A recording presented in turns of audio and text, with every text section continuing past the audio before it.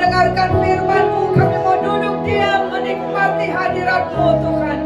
Kuasa-Mu, urapan-Mu turun atas kami, mengangkat segala seluruh dari mata rohani dan telinga rohani kami dan hati kami. Kami mau Tuhan dibaharui, dilawan, disembuhkan, dipulihkan. Ada kuasa di dalam nama Yesus, ada kuasa di dalam darah Yesus, ada kuasa di dalam firman-Mu yang adalah Engkau sendiri. Dalam nama Tuhan Yesus, permuliakanlah nama-Mu melalui firman-Mu Tuhan. Buat kami mengerti Tuhan dan melakukan kehendak-Mu. Dalam nama Yesus kami berdoa dan bersyukur. Haleluya. Sama-sama katakan amin. Amin. Silakan duduk saudara. 7. Justru pada waktu aku sedang dalam kelemahan, dalam situasi kadang atau situasi kondisi itu membuat aku sebenarnya tidak ada alasan untuk percaya. Tapi disitulah aku akan tetap percaya. Amin, saudara. Saat sepertinya nggak mungkin, tapi kita akan berkata, Tuhanku mungkin bagiku. Aku orang percaya dan aku anaknya, segala sesuatu mungkin. Amin, saudara. Kemarin saudara saya nggak bisa jalan tiba-tiba saudara. Betul, satu hari saya di rumah. Tetapi puji Tuhan saudara, saya bisa hari ini melangkah dengan baik saudara. Jadi makanya Daud kenapa dipilih oleh Tuhan menjadi garis keturunan lahirnya Isa Al-Masih. Bukan karena Daud tanpa kekurangan, tetapi justru dia mengalami banyak pergumulan, persoalan yang tidak henti-hentinya. Dan dia tidak ada yang menolong dia. Tapi Tuhan memberikan keluputan. Tuhan mengangkat dia, Tuhan menopang dia, Tuhan memberikan hikmat, Tuhan memampukan dia. Bagaimana saudara? Firman Tuhan juga berkata, kita yang hidup sekarang ini sedang menantikan kedatangan Tuhan yang kedua. Yang Tuhan cari adalah apakah Tuhan mendapati iman di hati kita. Artinya kita untuk tetap menang di dalam Tuhan. Nah hari ini saudara, tema saya adalah untuk menjadi kuat dan untuk menjadi naik level adalah kamu harus memenangkan pertandingan imanmu. Untuk tetap kuat, orang yang kuat adalah orang yang harus memenangkan pergumulan hidupnya. Jadi saudara, ketika kami bernyanyi itu satu persatu sudah mengalami saudara, termasuk saya. Gak ada yang luput. Dan semuanya itu membentuk kita semakin lebih kuat. Otot-otot rohani saudara akan semakin kuat, saudara. Ya. Nah, untuk kita menjadi kuat dan bisa naik level rohanimu, sekali lagi saya katakan, menangkan perjuangan rohani saudara. Amin, saudara. Bilang kiri kanan, menangkan perjuangan rohanimu, saudara. Bilang. Jangan KO. Ada yang KO di sini, ceder. Knock out. Nah, judul saya hari ini knock out. Mari kita bangkit berdiri. Saudara, firman Tuhan masih dalam kitab Efesus 6 ayat 10 sampai dengan 18. Tapi kita tidak akan baca itu, semua bangkit berdiri. Yang kita baca adalah dalam kitab Nehemia 4 ayat 1 sampai dengan 23. Ya. Ada di sini yang mau KO? Hah?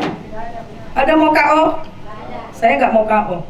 Makanya saya suruh berdiri semua anggota keluarga. Bangkit, semangat. Amin, saudara. Iblis pengen kau KO. Tapi kita punya Tuhan yang besar telah memperlengkapi kita. Kalau kita KO itu karena pilihanmu. Nah itu. Ya. Yuk kita akan baca Nehemia pasal yang keempat. Ayat 1 sampai dengan 1 perikop. Oke. Kewaspadaan terhadap orang-orang yang menentang pembangunan. Ketika Sanballat mendengar bahwa kami sedang membangun kembali tembok, bangkitlah amarahnya dan ia sangat sakit hati. Ia mengolok-olok orang Yahudi. Kedua,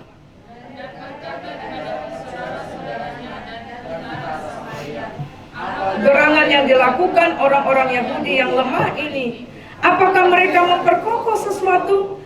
Apakah mereka hendak membawa persembahan? Apakah mereka akan selesai dalam sehari? Apakah mereka akan menghidupkan kembali batu-batu dari timbunan puing yang sudah terbakar habis seperti ini? Ayat yang ketiga. Lalu berkatalah Tobia orang Amun itu yang ada di dekatnya, sekalipun mereka membangun kembali, kalau seekor anjing hutan meloncat dan menyentuhnya, robohlah tembok batu mereka. 4. Ya Allah kami, dengarlah bagaimana kami dihina. Balikkanlah cercaan mereka, menimpa kepala mereka sendiri, dan serahkanlah mereka menjadi jarahan di tanah tempat tawanan. Jangan kau tutupi kesalahan mereka dan dosa mereka. Jangan kau hapus dari hadapanmu, karena mereka menyakiti hatimu dengan sikap mereka terhadap orang-orang yang sedang membangun. Kami terus membangun tembok sampai setengah tinggi dan sampai ujung-ujungnya bertemu, karena seluruh bangsa bekerja dengan segenap hati. Ketika Sanballat dan Tobia serta orang Arab dan orang Ammon dan orang Asdod mendengar bahwa pekerjaan perbaikan tembok Yerusalem maju dan bahwa lubang-lubang tembok mulai tertutup, maka sangat marahlah mereka. Mereka semua mengadakan persepakatan bersama untuk memerangi Yerusalem dan mengajarkan kekacauan di sana. Tetapi kami berdoa kepada Allah kami dan mengadakan penjagaan terhadap mereka siang dan malam karena sikap mereka, orang Yahudi. Kekuatan para pengangkat sudah merosot dan puing masih sangat banyak. Tak sanggup kami membangun kembali tembok ini. Tetapi lawan-lawan kami berpikir mereka tidak akan tahu dan tidak akan melihat apa-apa sampai kita ada di antara mereka, membunuh mereka dan menghentikan pekerjaan itu. Ketika orang-orang Yahudi yang tinggal dekat mereka sudah 10 kali datang memperingatkan kami, mereka akan menyerang kita dari segala tempat tinggal mereka.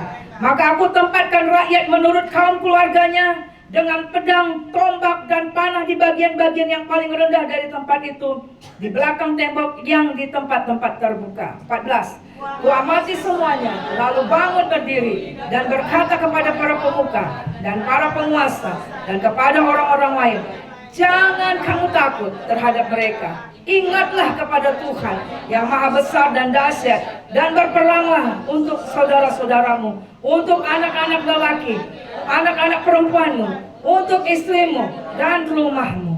Ketika dengar musuh kami bahwa rencana mereka sudah kami ketahui dan bahwa Allah telah menggagalkannya, maka dapatlah kami semua kembali ke tembok masing-masing ke pekerjaannya. Sebagian daripada anak buahku melakukan pekerjaan, sebagian yang lain memegang tombak dan perisai dan panah dan mengenakan baju cirah, sedang para pemimpin berdiri di belakang segenap kaum Yehuda yang membangun di tembok. Orang-orang yang memikul dan mengangkut melakukan pekerjaan dengan satu tangan, dan tangan yang lain mereka memegang senjata.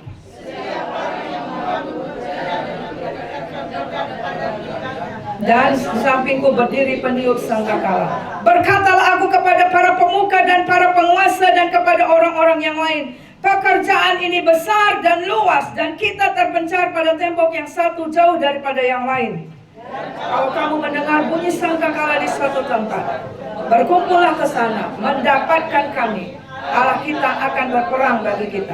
21. Demikianlah kami melakukan pekerjaan itu, sedang sebagian daripada orang-orang memegang tombak dari merekahnya fajar sampai terbitnya bintang-bintang. Pada waktu itu juga aku berikan perintah pada rakyat, setiap orang menangkap harus malam di Yerusalem, supaya mereka mengadakan penjagaan bagi kami dan melakukan penjagaan pada 23 sama-sama. Demikianlah aku sendiri, saudara-saudaraku, anak buahku, dan para penjaga yang mengikut aku, kami semua tidak sempat menanggalkan pakaian kami. Setiap orang memegang senjata dengan tangan kanan. Silakan duduk, saudara.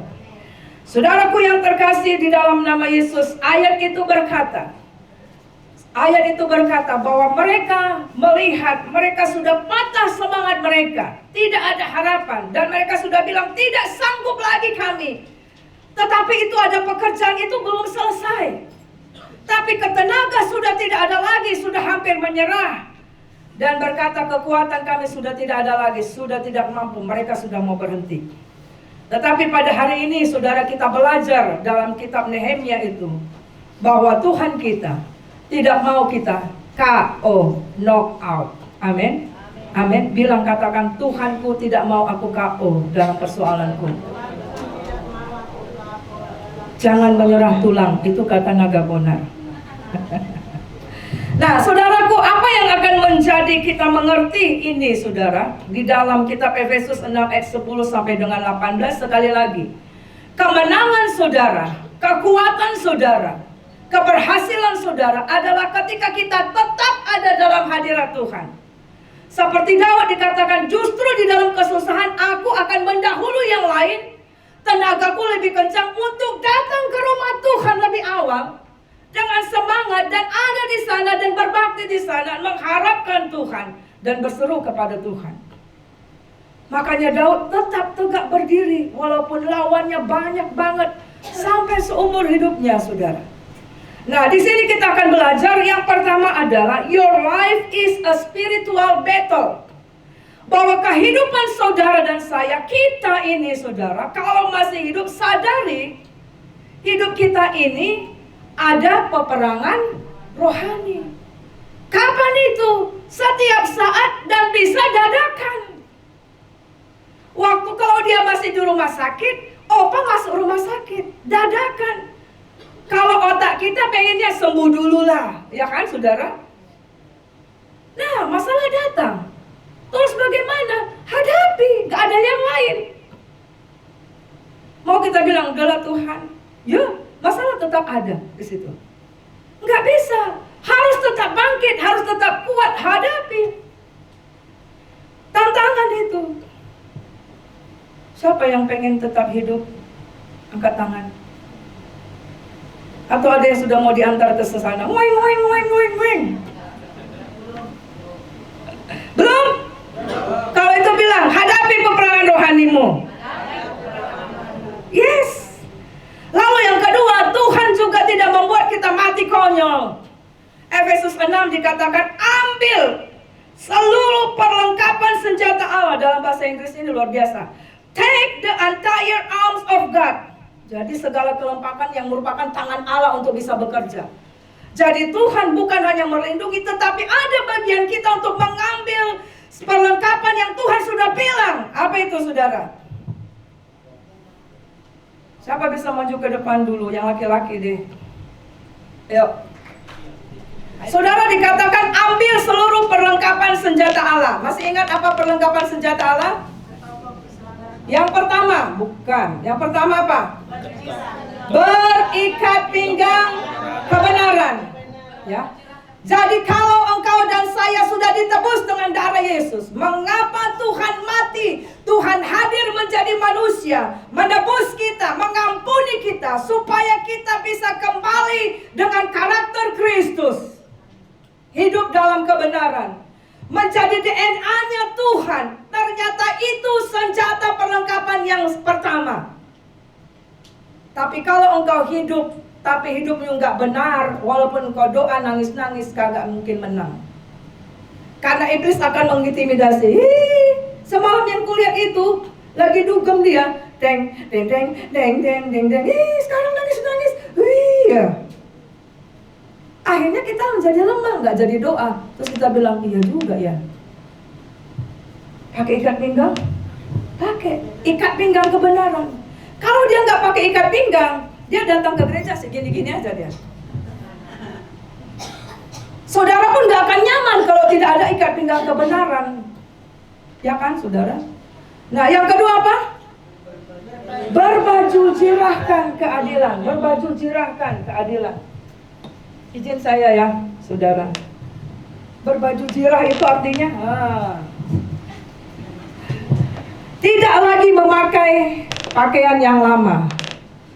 Hidup yang lama itu harus ditanggalkan. Pakai jubah kebenaran, pakai jubah pesta yang sudah dibalut dengan darah Yesus. Bibirmu berkata baik, berkata benar, tidak dusta, tidak mengecilkan orang lain, tidak menjatuhkan orang lain. Pikiranmu, hatimu, semua, saudara, berbaju jirahkan keadilan.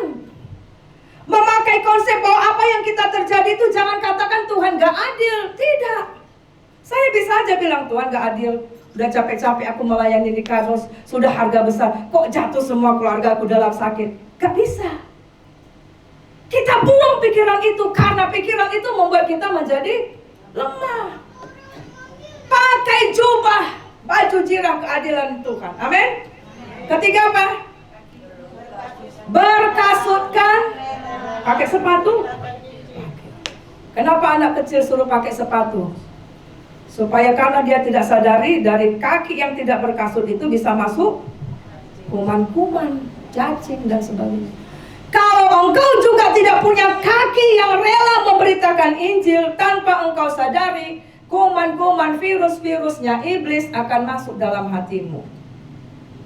Makanya sukalah berdoa buat orang lain. Bawalah orang lain ke dalam Tuhan. Bukalah rumahmu, pakailah talentamu. Semua orang bisa melayani. Semua orang bisa melayani. Hanya yang gak bisa orang yang gak mau. Masalahnya bukan karena gak bisa, gak mau. Saudaranya melihat, kenapa kau kok sepi-sepi? Pikiranmu kenapa kok suntuk-suntuk? Ayo kita doa. Udah melayani gak? Udah.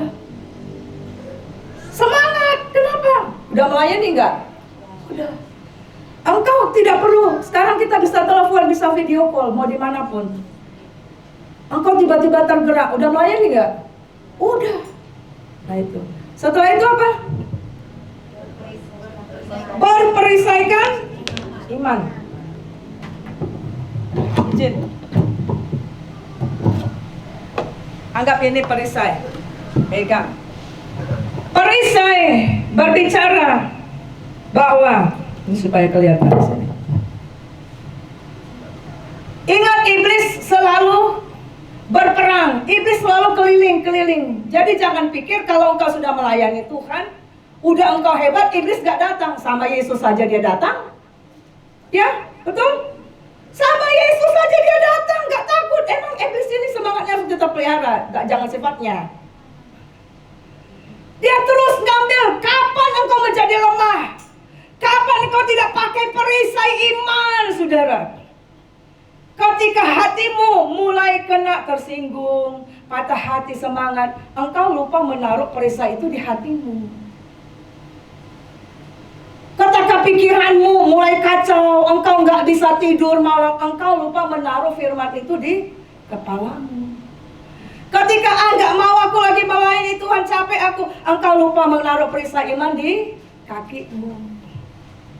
Perisai iman berbicara bahwa ketika ada serangan iblis, imanmu, ya, imanmu itu akan melindungi engkau kemanapun kau berada. Tapi saudara, engkau tidak akan punya iman ini, perisai ini, kalau tidak suka dengan firman.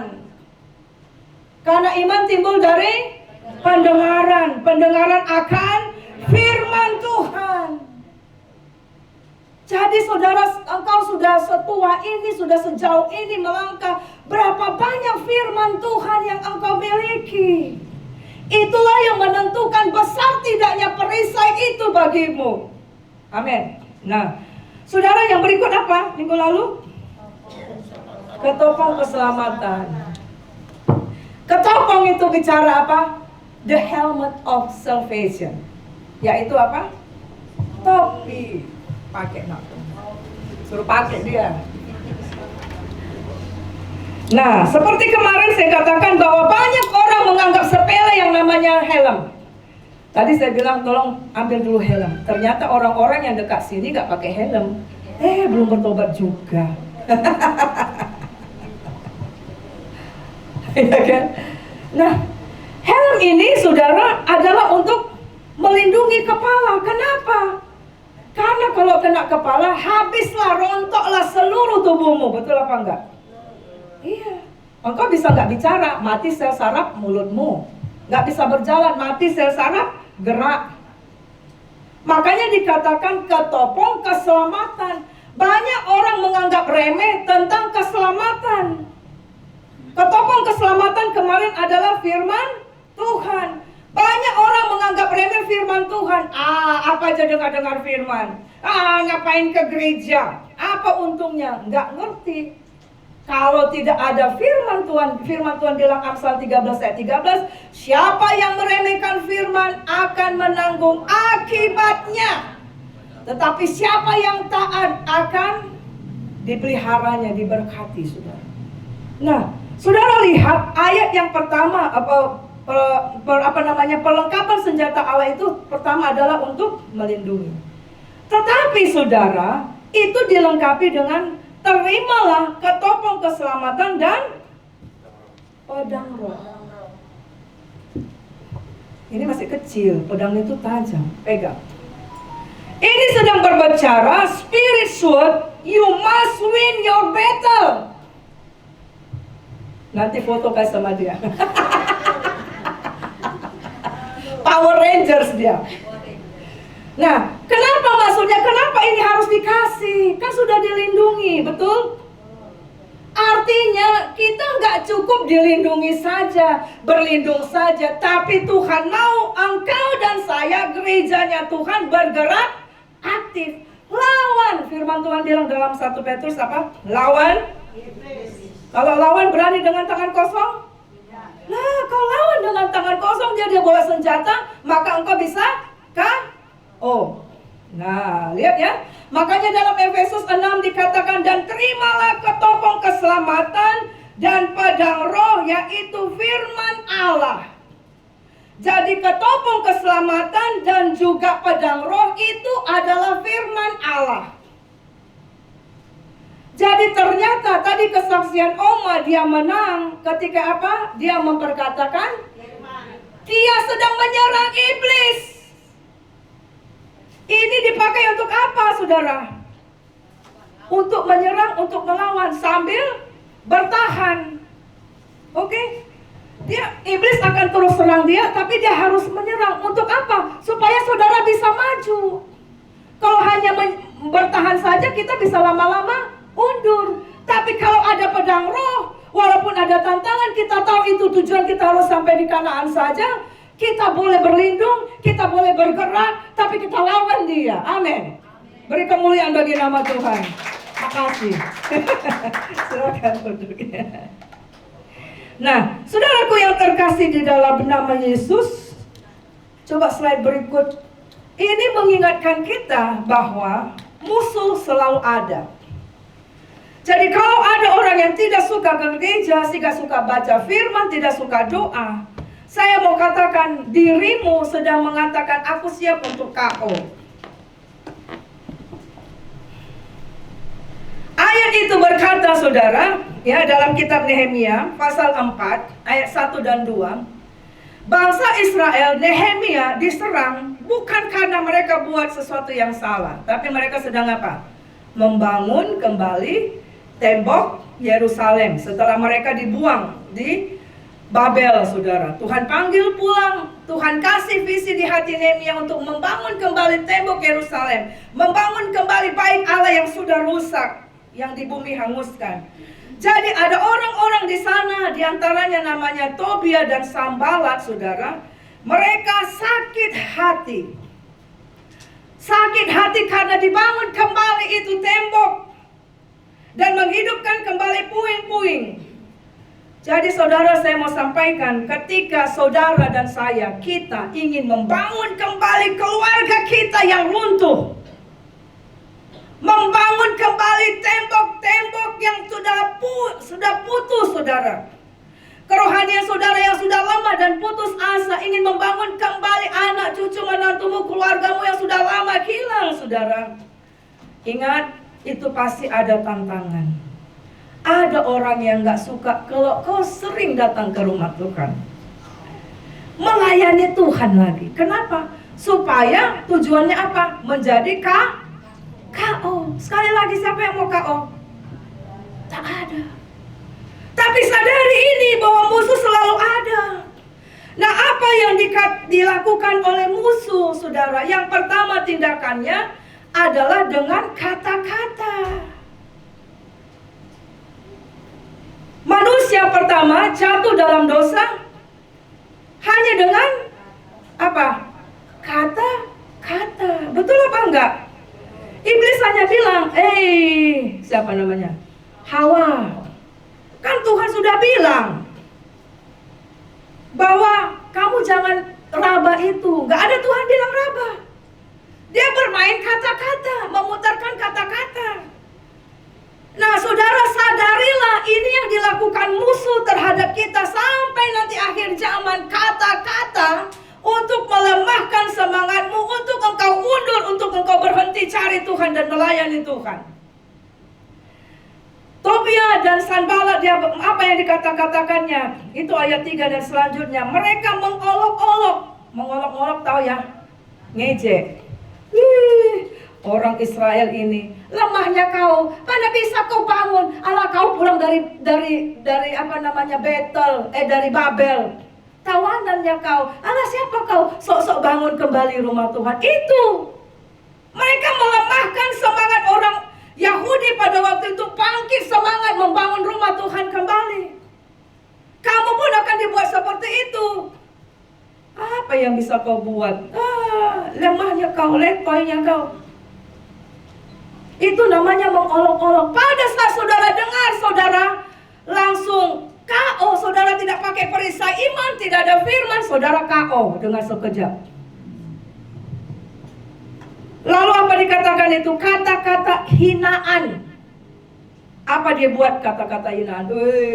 Tembok yang udah kau bangun itu, lewat tadi anjing hutan, dia lompati, roboh temboknya. Gitu kan tadi kita baca firman. Halo? Iya. Dihina saudara. Dikatakan anjing lewati tembok, temboknya rubuh. Berarti kayak seolah-olah temboknya itu dari kerupuk, ya kan saudara? Saudara pun pasti akan menerima kata-kata hinaan. Alah, taunya aku tuh. Taunya aku, siapanya dia tuh? Taunya aku.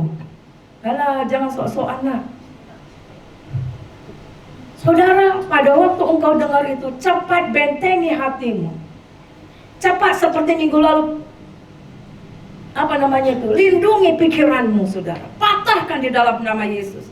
Lalu apa tadi? Kata-kata cercaan yang lain. Itu tindakan level yang iblis akan selalu buat untuk meng-KO-kan jemaat Tuhan dan gereja Tuhan. Bilang kiri kanan, sadar woi, sadar. Makanya jangan hidup apa kata orang, tapi apa kata Tuhan, kata firman. Yang kedua, saudara, tindakan dua. Jadi dia sudah lihat, dengan kata-kata gak berhasil. Karena ayat itu berkata, mereka tetap semangat. Ya kan, saudara? Ada saudara melihat mereka berhenti di tengah jalan? Tidak.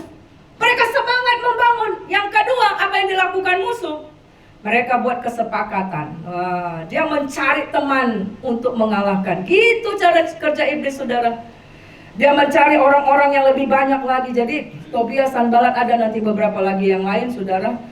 Dan kesepakatan mereka apa? Untuk memerangi Yerusalem.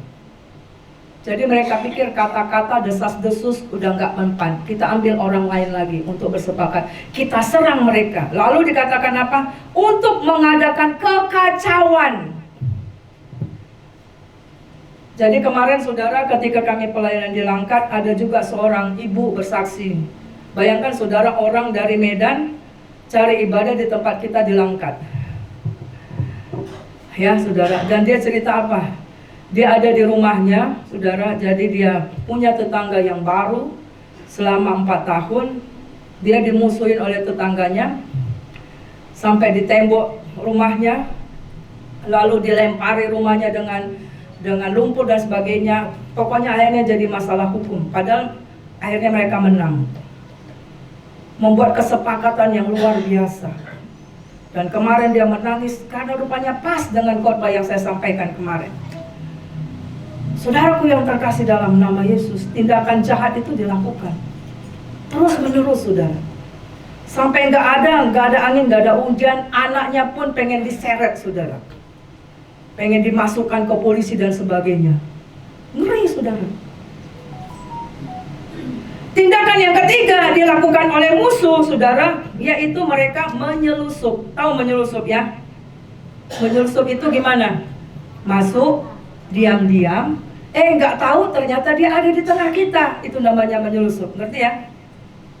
Seperti kambing berbulu domba. Ya, dia menyelusup. Untuk apa? Untuk dia melihat kondisi saudara, dan pada saat yang tepat dia akan membunuh saudara. Untuk apa? Menghentikan pekerjaan itu. Tetapi saudara lihat ayat yang ke-10, Nehemia dan kawan-kawan yang tadinya dikatakan kekuatan kami sudah merosot, bisa disampaikan kepada Nehemia, Nehemia, semua penduduk, semua rakyat sudah merosot kekuatannya. Nah, jadi saudara perhatikan kata-kata yang tidak engkau tepis dengan firman Allah, itu bisa melemahkan, bisa mematahkan semangatmu. Betul apa betul? Ya? Iya. Dan sudah tidak ada lagi kekuatan. Kekuatan mereka sudah merosot, tapi pekerjaan masih banyak. Waduh, masih banyak puing-puing belum selesai ini. Tanggung ini mau dibangunkan. Tapi pada saat saudara berhenti, kira-kira bangunan itu bisa bangun gak?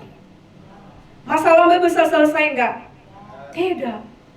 Makanya hadapi masalah itu, jangan menjadi KO di tengah jalan. Sadari dengan kata-kata yang melemahkan, yang menghina, mencerca engkau, yang mematikan semangatmu. Cepat tangkis di dalam nama Yesus dengan apa? Firman Tuhan. Lalu disebutkan di sini, udahlah kami nggak sanggup lagi membangun kembali tembok. Artinya sudah mau KO. Berarti itu udah gini-gini tuh kan, kalau kayak main tinju itu kan, udah gini-gini deh itu, sudah mau terjatuh. Tetapi tindakan Nehemia yang pertama apa dia bilang? Dia bangkitkan semangat dan berkata, jangan takut. Jangan takut. Kenapa takut dengan kata-kata mereka? Buat kita buat penjagaan, kenapa takut? Lalu diingatkan, ingatlah akan Tuhan. Kita membangun ini karena apa? Karena nama Tuhan, kan Tuhan yang suruh. Engkau disuruh berumah tangga kan saudara? Ada masalah di rumah tanggamu, perbaiki, lalui, jalani. Kan Tuhan yang suruh. Betul. Engkau melayani, ada tantangan, bangkit, semangat, kan Tuhan yang suruh. Amin. Engkau ada di tempat pekerjaan, ada tantangan, hadapi bersama dengan Tuhan. Jangan KO, jangan undur, jangan melepaskan diri. Sekarang banyak orang yang gak betah di pekerjaan saudara. Saya mau katakan jangan. Sekarang susah cari pekerjaan. Lalu Tuhan dia bilang apa? Mengingatkan akan Tuhan yang maha besar dan dahsyat. Dan dikatakan berperanglah. Makanya apa? Terimalah pedang roh. Kita akan baca Ibrani 12 ayat 3. Yuk.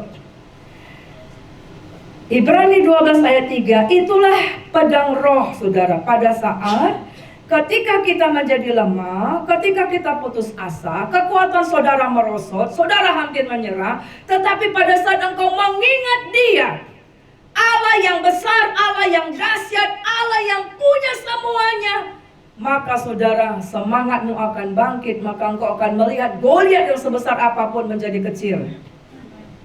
Bisa engkau taklukkan. Yuk kita baca Ibrani 12 ayat 3. 1, 2 ya.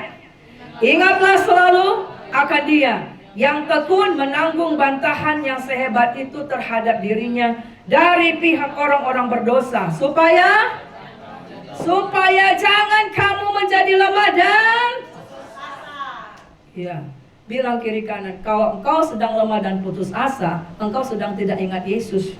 Bilang, ayo bilang kiri kanan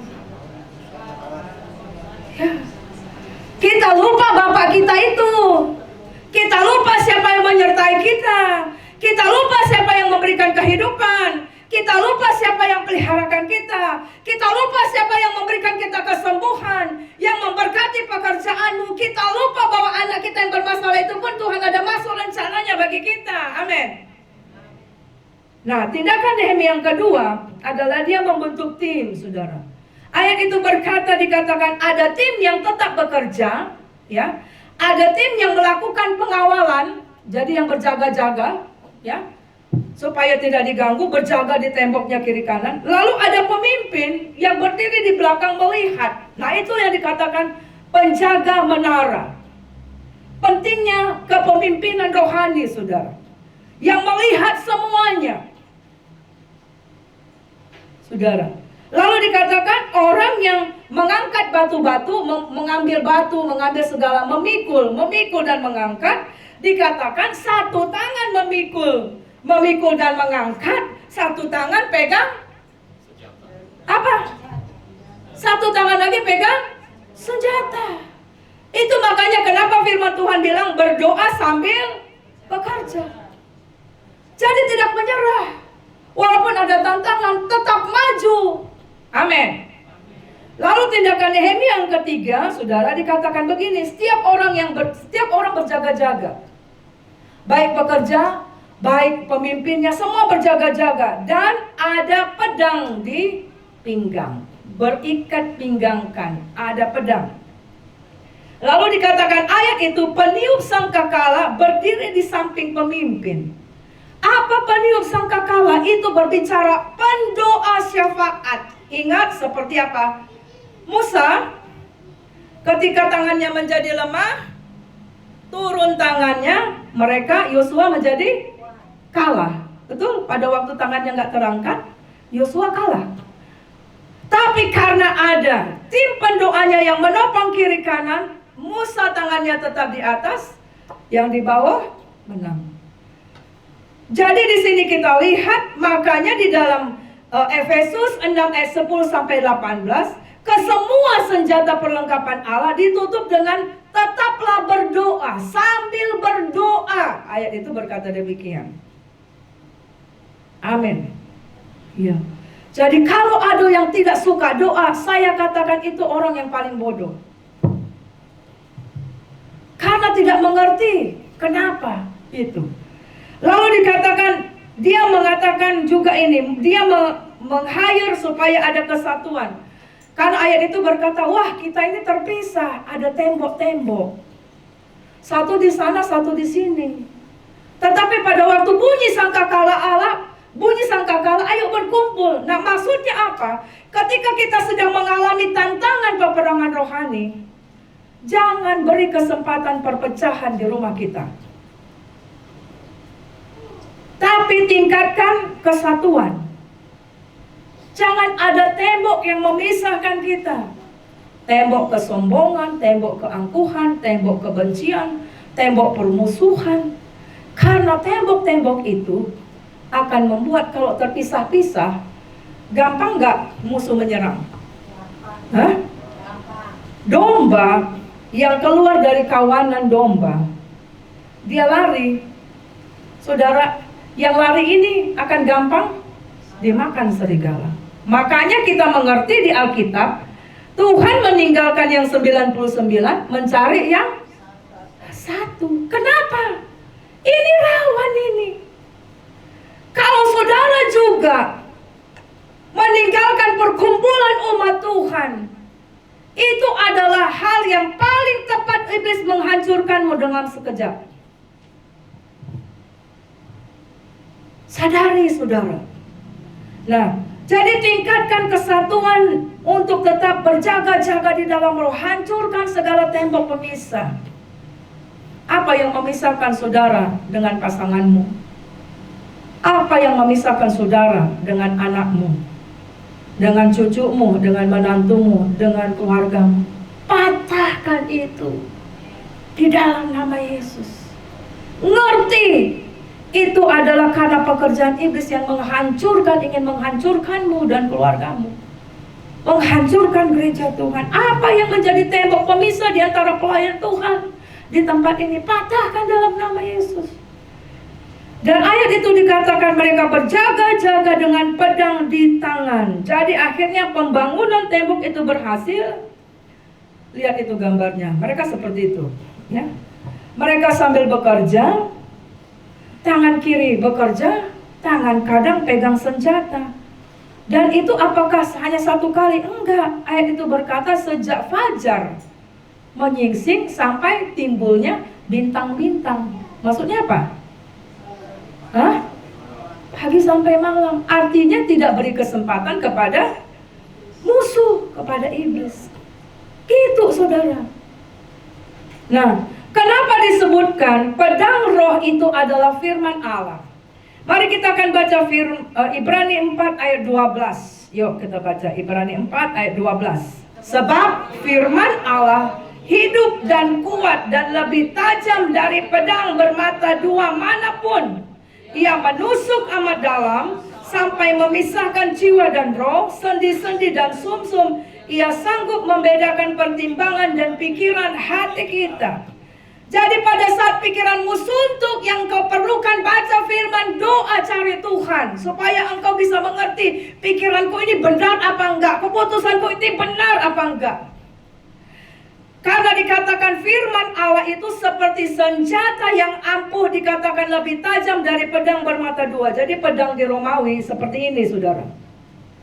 Kenapa pedangnya, lihat kan matanya dua ya. Satu untuk menusuk, satu lagi untuk mengoyak. Jadi ketika musuh itu ditekam gini, slap, langsung selakus merobek dia. Mati telak, saudara. KO. Firman Tuhan juga, ketika engkau memperkatakan firman Tuhan, itulah yang akan membuat iblis itu langsung KO. Katakan KO. Ya. Tapi sekali lagi, sukalah dengar firman. Renungkanlah firman itu, perkatakanlah. Jadi yang kedua kita lihat, saudara, di dalam Matius 4 ayat 1 sampai 11. Ketika iblis datang menggoda Yesus pertama sekali sebelum dia memulai pelayanan, yaitu mengingatkan kita bahwa masalah kita yang akan menjadi topik di mana iblis akan menyerang adalah yang pertama, masalah kebutuhan sehari-hari. Ya. Masalah perut, apa yang kau makan, kau pakai, ya.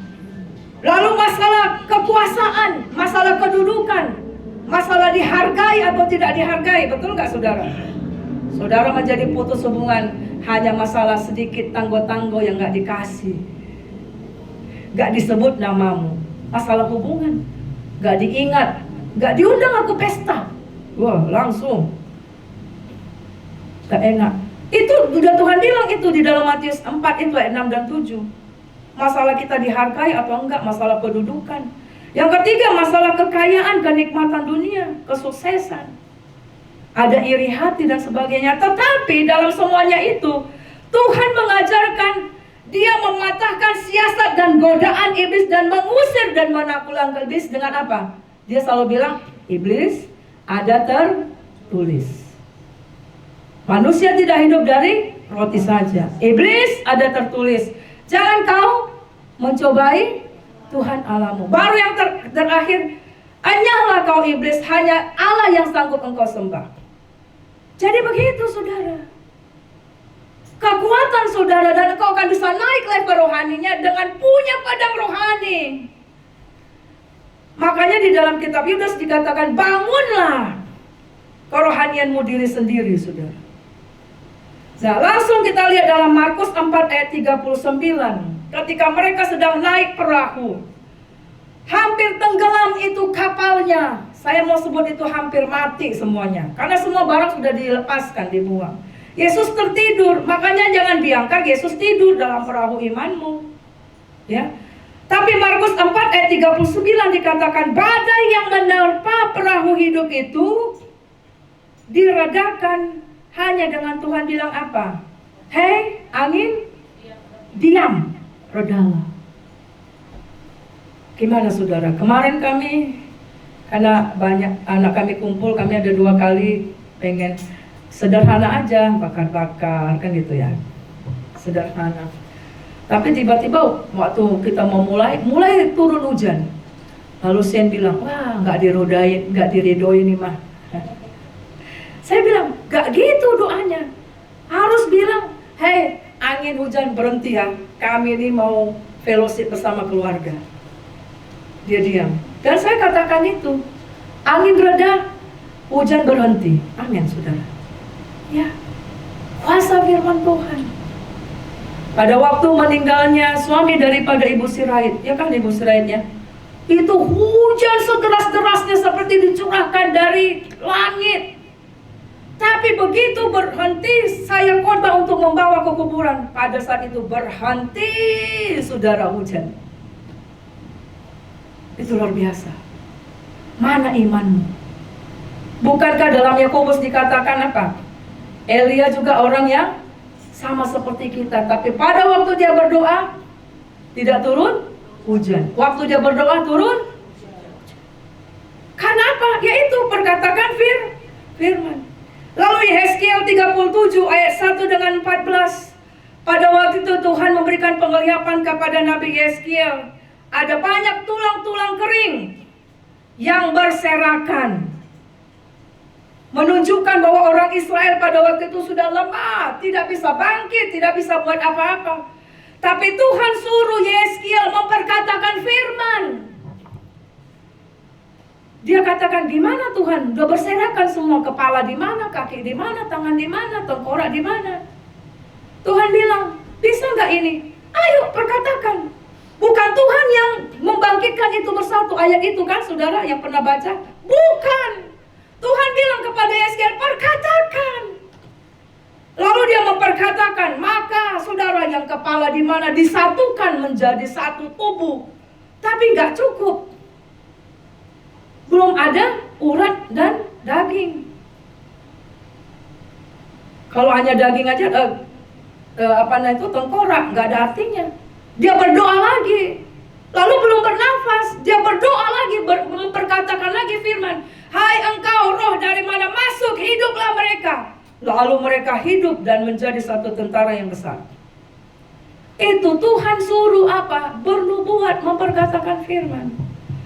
Kalau engkau melihat suamimu sedang tidak bersemangat, anakmu tidak sedang bersemangat, satu di mana, perkatakan firman seperti Yeskiel, amin. Kalau kakimu sedang sakit seperti kemarin, katakan firman, kaki kuat, besok harus naik lantai 2, amin. Halo? Amin. Besok saya mau operasi jantung dalam nama Yesus. Oh Tuhan sembuhkan. Ketika saya bawa anak saya kan ke Penang, sebelum kami bertemu di sana, Tuhan sudah sembuhkan dalam perjalanan. Jadi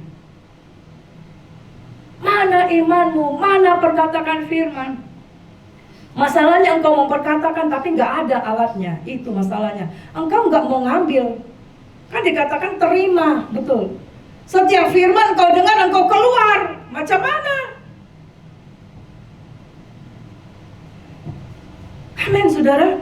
Nah, lalu ketika kita baca Yohanes 1 ayat 1, Kejadian 1 ayat 3 dikatakan pada mulanya adalah firman. Firman itu bersama-sama dengan Allah dan firman itu adalah Allah. Kenapa dikatakan firman itu adalah hidup? Allah kita hidup. Dikatakan kuat dan dahsyat, Allah kita kuat dan dahsyat.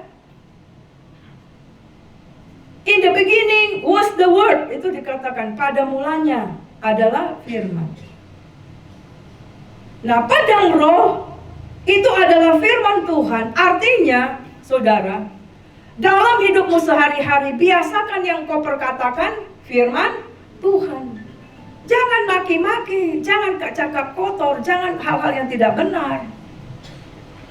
Makanya dalam Yakobus dikatakan, Yakobus 3, bibir yang kecil ini, kalau engkau tidak gerakkan dengan firman Tuhan, itu digerakkan oleh api neraka. Pilihannya di kamu. Nah, kita akan baca ini, Yosua 1 ayat 5. Yuk. Seorang pun tidak akan dapat bertahan menghadapi engkau. Berapa lama? Berapa lama? Berapa lama? Seumur hidupmu. Seperti aku menyertai Musa, demikianlah aku akan menyertai engkau. Aku tidak akan membiarkan engkau dan tidak akan meninggalkan engkau. Mengapa? Artinya begini. Hei Yosua, kenapa engkau hanya tinggal di gunung ini meratapi kematian Musa, meratapi kemalanganmu, mengharapi nasibmu, engkau putar-putar di gunung itu. Tuhan bilang pergi beranjak, tapi ingat perkatakan firman Tuhan. Ya. Ayat itu berkata, seorang pun tidak akan dapat, lihat saudara, seorang pun tidak akan dapat bertahan menghadapi engkau. Seberapa lama? Seumur hidup. Artinya engkau tidak akan KO. Tapi kapan itu? 1. Pada saat engkau menguatkan dan meneguhkan hatimu sungguh-sungguh. Kuncinya di sana. Hatimu harus sungguh-sungguh engkau kuatkan dan teguhkan tetap dalam Tuhan. Hati yang tidak bimbang akan firman-Nya. Hati yang tetap percaya saat situasi sebenarnya ada alasan tidak percaya. Hati yang tidak akan menyimpang ketika ada godaan akan menyimpang. Tapi kita akan tetap enggak. Firman Tuhan bilang enggak gitu. Berani berkata tidak. maka engkau akan melihat the giant in front of you is never bigger than the God who lives inside of you. Bahwa raksasa yang engkau lihat di depanmu sepertinya besar, tapi tidak akan pernah lebih besar daripada Allah yang diam di dalammu. Amin. Makanya Daud berkata, "Hei, kau datangi dan menghina pasukan yang di dalam nama Yesus, aku akan menghadapi engkau di dalam nama Tuhan." Jadi saudara, raksasa yang di depanmu itu tidak akan pernah lebih besar daripada Allah yang ada di dalammu. Amin. Raksasa apa yang ada engkau hadapi? Ketakutan, kegalauan masa lalu, intimidasi setan, masalah persoalanmu, penyakitmu, apa itu tidak lebih besar dari Allah yang di dalammu. Amin. Amin. Amin. Lihat dulu kiri kanan. Bilang dulu, Allah di dalammu lebih besar dari persoalanmu. Yang kedua apa dikatakan? Ingatkan untuk memperkatakan firman-Nya siang dan malam. Ayat itu berkata, perjalananmu berhasil dan beruntung, dan engkau bertindak hati-hati sesuai firman Allah. Kita KO karena kita tidak bertindak sesuai firman Allah. Kita tidak hati-hati, kita mau menyimpang, itu yang membuat kita KO. Sudah ada jalannya ke sini, kita nggak mau, kita menyimpang ke sini, pengen cari jalan yang cepat. Lalu yang berikut dikatakan, untuk firman Tuhan itu akan menjaga supaya hati kita jangan kecut, jangan tawar. Engkau tidak akan bisa lawan musuh kalau engkau sedang kecut hati, sedang tawar, betul? Iya. Iya. Ya, Amsal 24 ayat 10 berkata ini, jika engkau tawar hati pada masa kesesakanmu, kecillah kekuatanmu. Pada saat kita melihat kok persoalannya, saya melihat kok ini belum selesai, ini lagi, kita bisa kecut, tawar hati, kita lemah. Ya, kekuatan kita lemah. Kalau kekuatan kita lemah, kita jadi satu sakit. Nggak jadi jaga orang sakit, ya gimana? Nggak tenang kita, kan? Nah, bagaimana cara kerjanya pedang roh firman Tuhan? Itu ada di dalam 2 Korintus 10 ayat yang kelima. Yuk kita akan baca 2 Korintus 10 ayat 5. Atau kita baca dari ayat yang ketiga. Ya kita baca ya. Memang kami masih hidup di dunia, tetapi kami tidak berjuang secara duniawi. Bilang dulu kiri kanan. Eda, Ito, Amang, kita memang di dunia, tapi jangan pakai cara dunia ya. Amin. Ya? Nah, ayat 4. Apa itu perbedaannya ayat 4? Karena senjata kami dalam perjuangan bukanlah senjata duniawi, melainkan senjata yang diperlengkapi dengan kuasa Allah yang sanggup meruntuhkan benteng-benteng. 5. Kami mematahkan setiap siasat orang dan merubuhkan setiap kubu yang dibangun oleh keangkuhan manusia untuk menentang pengenalan akan Allah. Kami menawan segala pikiran dan menaklukkannya kepada Kristus. Jadi bagaimana pedang roh Allah bekerja, membuat kita terluput, kita menang dan tidak KO. Ada kuasa ketika engkau di dalam firman Tuhan untuk mematahkan siasat, merubuhkan kubu, menawan pikiran, menaklukkannya. Bukan engkau yang KO oleh iblis, iblis yang harusnya KO darimu. Amin. Kan dikatakan iblis itu ada di mana? Ada di mana? Di telapak. Semua hentakkan kakimu. Come on. Iblis, engkau di telapak kakiku. Berarti kalau di bawah kakimu siapa lebih besar? Siapa lebih besar? Makanya dikatakan raksasa yang di depanmu tidak akan pernah lebih besar daripada Tuhan yang di dalam. Amin saudara. Mari terimalah dan pakailah pedang roh firman-Nya. Artinya waspada setiap waktu karena musuh ada di setiap waktu. Kita bangkit berdiri.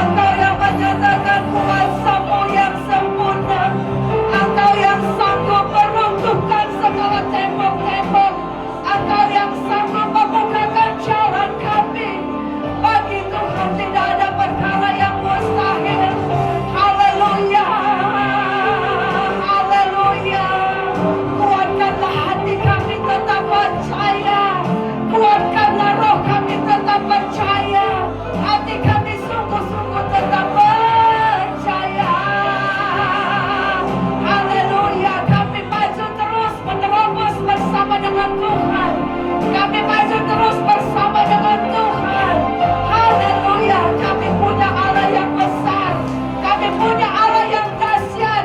Kami punya Tuhan yang berkuasa. Haleluya, haleluya. Kami akan tetap maju bersama dengan Tuhan. Kami tidak akan KO, tapi iblislah yang akan KO. Haleluya. Masalah menjadi kesempatan Tuhan menyatakan karyanya. Tuhan turun bekerja dalam segala hal dalam hidup kami. Haleluya. Biar kami mengizinkan Tuhan ambil alih dalam hidup kami. Ambil alih masalah kami. Ambil alih penyakit kami. Ambil alih kehidupan kami, masa depan kami.